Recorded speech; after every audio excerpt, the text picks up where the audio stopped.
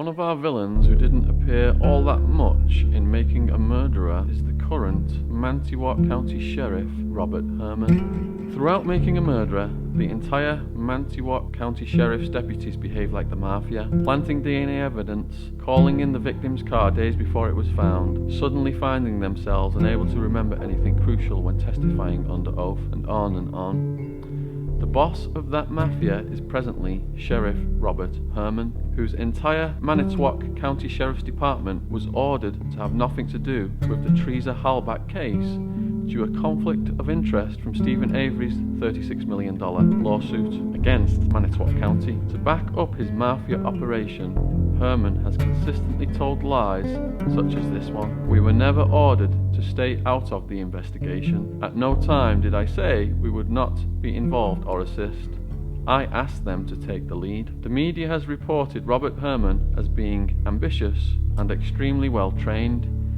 He is smart, was taught by the FBI, and has over 3,000 hours of specialized police force training.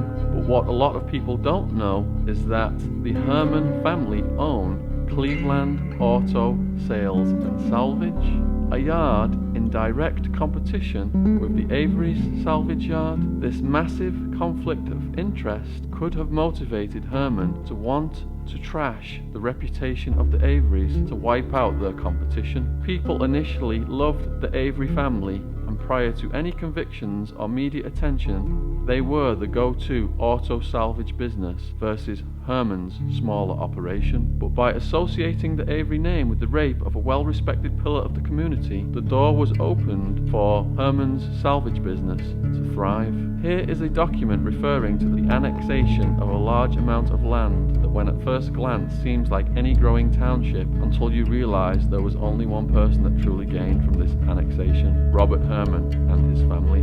Here are all of the annexations in Manitowoc County in ascending order from the last 100 years.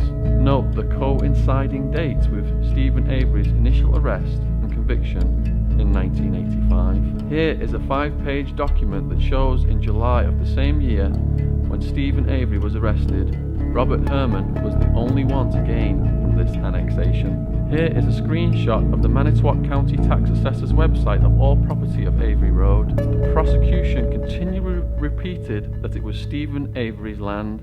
Stephen Avery owns this land.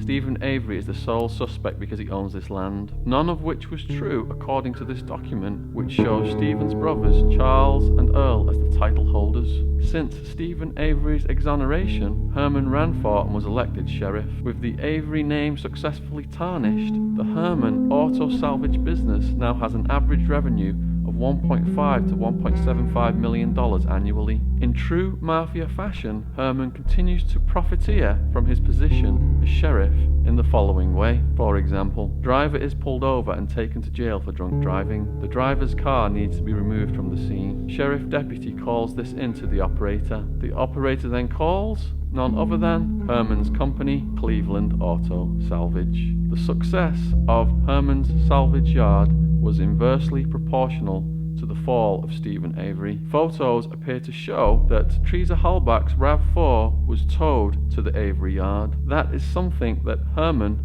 could easily have coordinated to take the heat off his department from Stephen Avery's $36 million lawsuit.